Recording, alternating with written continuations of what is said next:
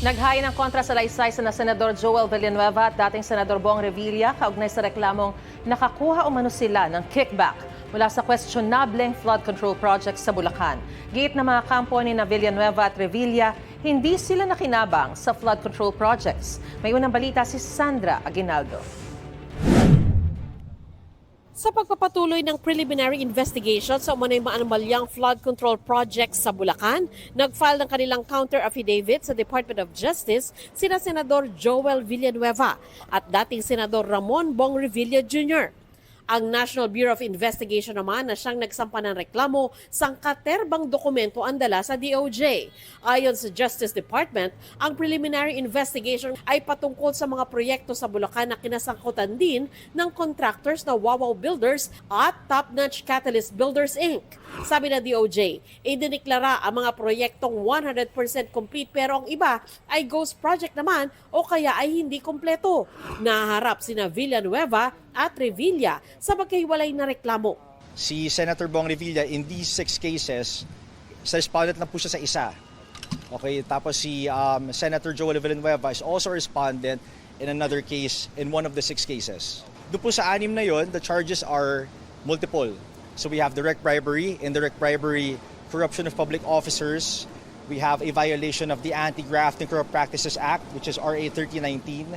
Tapos may violation din po ng the Government Procurement Act, and also a violation of the conduct of bid rigging in the procurement process. Tig-isa po sila, pero hindi lang po sila yung respondent sa mga kaso na yon.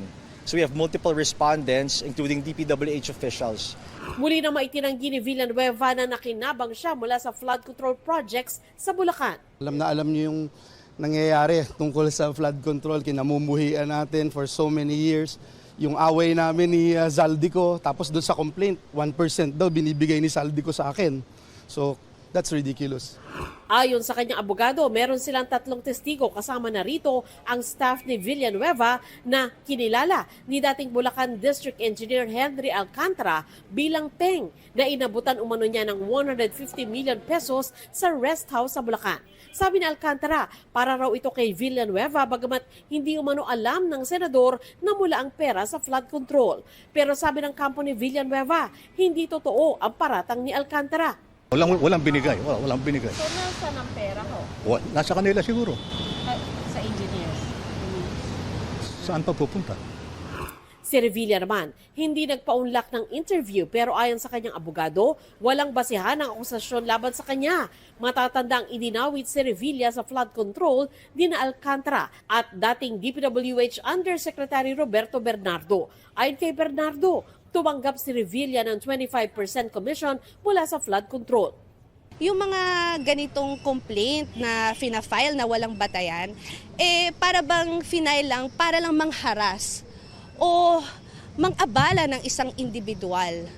So, sa totoo lang, yung mga ganitong complaint, ayon sa batas at sa rules ng evidence, hindi ito dapat paniwalaan. But in the case of Yusek Bernardo, I think we pointed out that he has submitted five affidavits.